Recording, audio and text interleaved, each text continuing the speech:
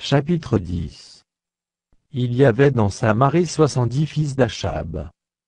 Jéhu écrivit des lettres qu'il envoya à Samarie aux chefs de Jizréel, aux anciens, et aux gouverneurs des enfants d'Achab.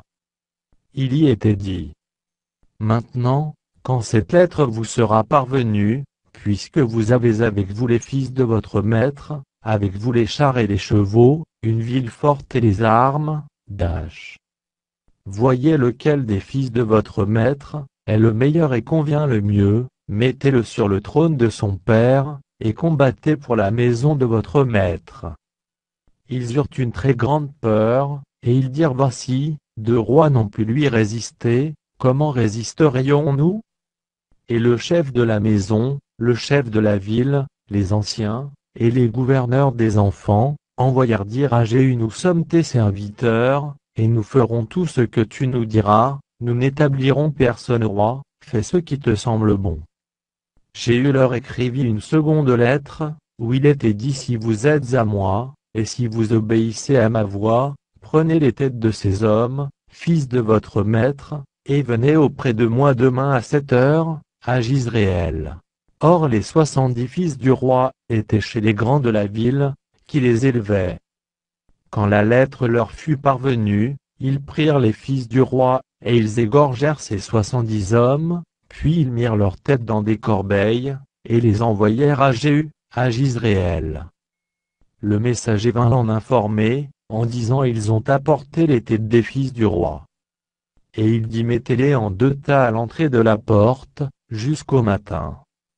Le matin, il sortit, et se présentant à tout le peuple, il dit: Vous êtes justes, voici, moi, j'ai conspiré contre mon maître et je l'ai tué, mais qui a frappé tous ceux-ci? Sachez donc qu'il ne tombera rien à terre de la parole de l'Éternel, de la parole que l'Éternel a prononcée contre la maison d'Achab. L'Éternel accomplit ce qu'il a déclaré par son serviteur Élie. Et Jéhu frappa tous ceux qui restaient de la maison d'Achab à Jizréel, tous ses grands, ses familiers et ses ministres, sans en laisser échapper un seul. Puis il se leva, et partit pour aller à Samarie. Arrivé à une maison de réunion des bergers, sur le chemin, Jéhu trouva les frères d'Achazia, roi de Juda, et il dit: Qui êtes-vous? Ils répondirent: Nous sommes les frères d'Achazia, et nous descendons pour saluer les fils du roi et les fils de la reine. Jéhu dit: Saisissez-les vivants.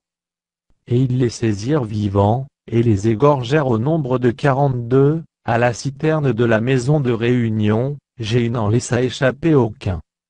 Étant parti de là, il rencontra Jonadab, fils de Récab, qui venait au-devant de lui. Il le salua, et lui dit: Ton cœur est-il sincère, comme mon cœur l'est envers le tien? Et Jonadab répondit: Il l'est. S'il l'est, répliqua Jéhu, donne-moi ta main. Jonadab lui donna la main. Et Jéhu le fit monter auprès de lui dans son char. Et dit: Viens avec moi, et tu verras mon zèle pour l'Éternel. Il l'emmena ainsi dans son char.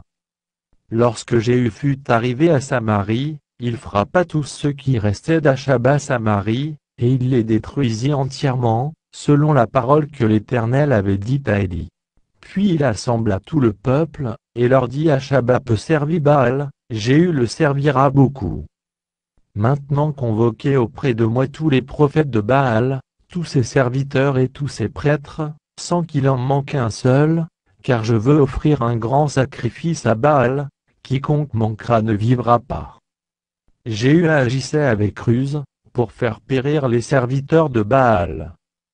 Il dit: Publiez une fête en l'honneur de Baal. Et ils la publièrent. Il envoya des messagers dans tout Israël, et tous les serviteurs de Baal arrivèrent, il n'y en eut pas un qui ne vint, ils entrèrent dans la maison de Baal, et la maison de Baal fut remplie d'un bout à l'autre.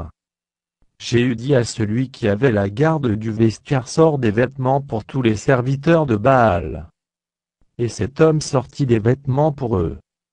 Alors Jéhu vint à la maison de Baal avec Jonadab, fils de Récab, et il dit aux serviteurs de Baal: Cherchez et regardez, afin qu'il n'y ait pas ici des serviteurs de l'Éternel, mais qu'il y ait seulement des serviteurs de Baal.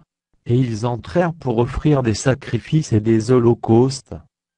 Jéhu avait placé dehors 80 hommes, en leur disant: celui qui laissera échapper quelqu'un des hommes que je remets entre vos mains, sa vie répondra de la sienne. Lorsqu'on eut achevé d'offrir les holocaustes, Jéhu dit aux coureurs et aux officiers: entrez, frappez-les, que pas un ne sorte.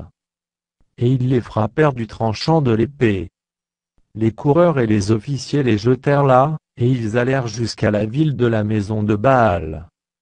Ils tirèrent dehors les statues de la maison de Baal, et les brûlèrent. Ils renversèrent la statue de Baal, ils renversèrent aussi la maison de Baal, et ils en firent un cloaque, qui a subsisté jusqu'à ce jour. Jéhu extermina Baal du milieu d'Israël. Mais il ne se détourna point des péchés de Jéroboam, fils de Nebat, qui avait fait pécher Israël. Il n'abandonna point les veaux d'or qui étaient à Béthel et à Dan. L'Éternel dit à Jéhu: parce que tu as bien exécuté ce qui était droit à mes yeux, et que tu as fait à la maison d'Achab tout ce qui était conforme à ma volonté, tes fils jusqu'à la 4e génération seront assis sur le trône d'Israël. Toutefois Jéhu ne prit point garde à marcher de tout son cœur dans la loi de l'Éternel, le Dieu d'Israël. Il ne se détourna point des péchés que Jéroboam avait fait commettre à Israël. Dans ce temps-là, l'Éternel commença à entamer le territoire d'Israël, et Hazaël les bâtit sur toute la frontière d'Israël.